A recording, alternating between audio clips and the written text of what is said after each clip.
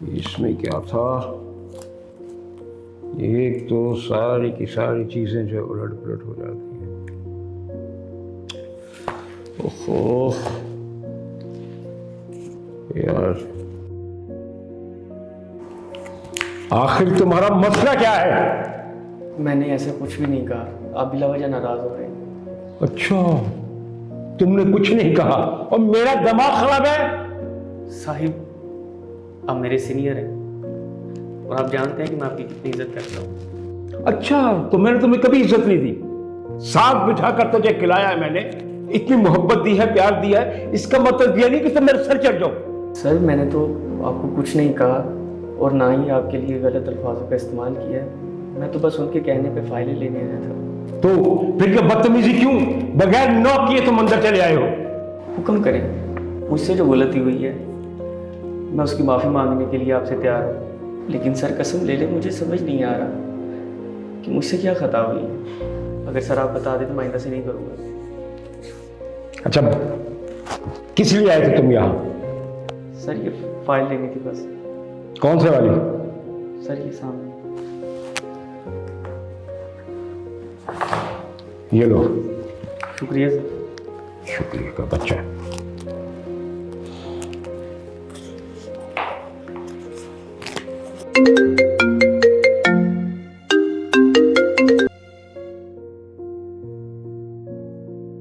जी। रशीद साहब, ये सब क्या है? उसने मेरी शिकायत की है। मैंने असिस्टेंट को आपके कमरे में फाइल लेने के लिए भेजा था, आप उसके ऊपर चीखना चलाना शुरू हो गए। क्या अब ये मुझे ये भी हक नहीं कि मैं अपने असिस्टेंट को डांट सकूं? जी रशीद साहब, बिल्कुल है, लेकिन ऑफिस में इस तरह शोर डालना भी मुनासिब नहीं है। इंसान को तमीज़ के दायरे में रहना चाहिए। आपको मुझे सिखाने की जरूरत नहीं, मुझे मालूम है मैंने क्या करना है।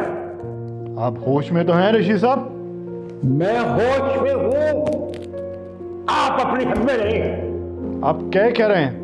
और शट अप!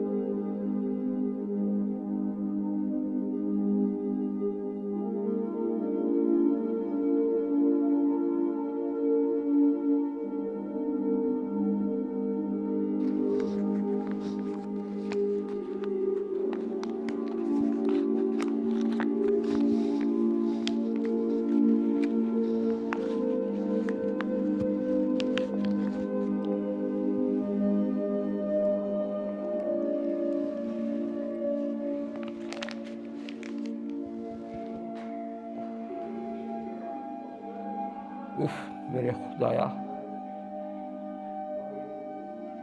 ये मुझसे क्या हो गया? कुवाम वाला पान, शैतान की खुराक, ना खाऊं तो मुझे क्या हो जाता है? ये क्या कर लिया मैंने? फोन करता हूँ।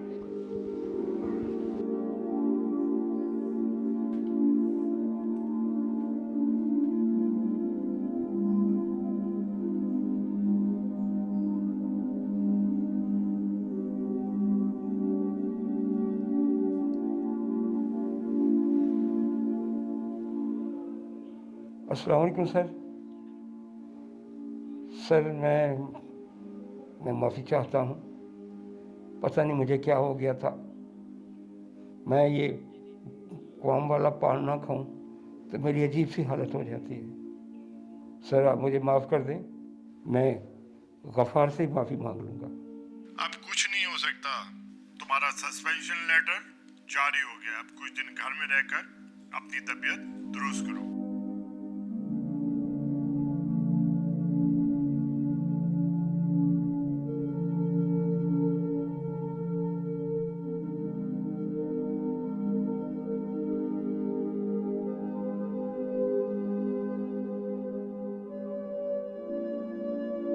रशीद साहब का केस ये है कि वो कवाम वाला पान इस्तेमाल करते हैं। बहुत से लोग पान खाते हैं, कई तरह के पान होते हैं। कवाम वाला पान जो है वो नशे की झैल में आता है। हमारे यहाँ आम तौर पर इसे नशा नहीं समझा जाता, लेकिन ये भी नशे की एक किस्म है। अब रशीद साहब दिन में 14-15 कवाम वाले पान खा जाते हैं। उन्होंने रोज़ा रखा है। जब रोज़ा रखा है तो वो कवाम वाला पान नहीं खा सकते, और जब वो पान नहीं खाएंगे, वो चीज़ जिसका नशा है, जैसे नस्वार है, कवाम वाला पान है या इस तरह की चीज़ें, तो उनके ऊपर कुछ असरात आते हैं जिन्हें हम विड्रावल सिम्टम्स का नाम देते हैं। चिड़चिड़ापन आएगा, गुस्सा बहुत आएगा, बात बात पे दूसरों से लड़ाई करेंगे, छोटी सी बात का बतंगड़ बना देंगे, और उनको अपने ऊपर इख्तियार नहीं रहेगा।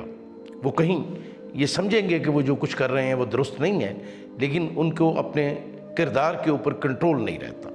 तो ये वो सारी बातें हैं जिसको हम कहते हैं कि ये उस जिस चीज़ का नशा है उसको ना लेने के नतीजे में लोगों के ऊपर आ रहे हैं। तो इसको समझना चाहिए। नशा काबिल इलाज है। आप माहिर डॉक्टर से, क्लिनिकल साइकोलॉजिस्ट से इसका इलाज करा सकते हैं। इसके लिए बाकायदा नशे के इलाज की दरगाहें मौजूद हैं जहाँ पर इलाज किया जाता है।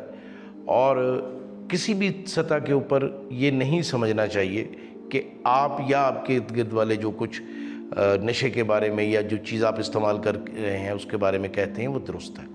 असल बात कि जब तक आप किसी बाकायदा माहिर से अपना चेकअप कराकर अपना इलाज तशख़ीस ना कराएं और फिर उसके मुताबिक इलाज ना कराएं, उस वक़्त तक आपको अफाका नहीं होगा। और आप या अगर आपका कोई अज़ीज़ इस तरह की सूरत हाल में जकड़ा हुआ है तो उसे इस सूरत हाल से बाहर निकालना बहुत ज़रूरी है। और आप अपने अज़ीज़ का इलाज करके उसे मुनासिब निगहदाश्त देकर और उसे वापस माशरे में रिहेबिलिटेट करके एक बाइज़्ज़त शहरी बना सकते हैं। जब लोग नशे की हालत में होते हैं तो उनका अपनी ज़ात के बारे में जो तसव्वुर है वो काफ़ी मनफी हो जाता है। तो आप जब इलाज कराएंगे, उसको प्रॉपर तरीके से उसकी निगहदाश्त करेंगे, तो वो लोग बेहतर होंगे, अच्छी ज़िंदगी बसर करेंगे, अपनी ज़ात के बारे में उनका तसव्वुर मुस्बत हो जाएगा और वो माशरे के सेहतमंद अफराद की झैल में शामिल हो जाएंगे।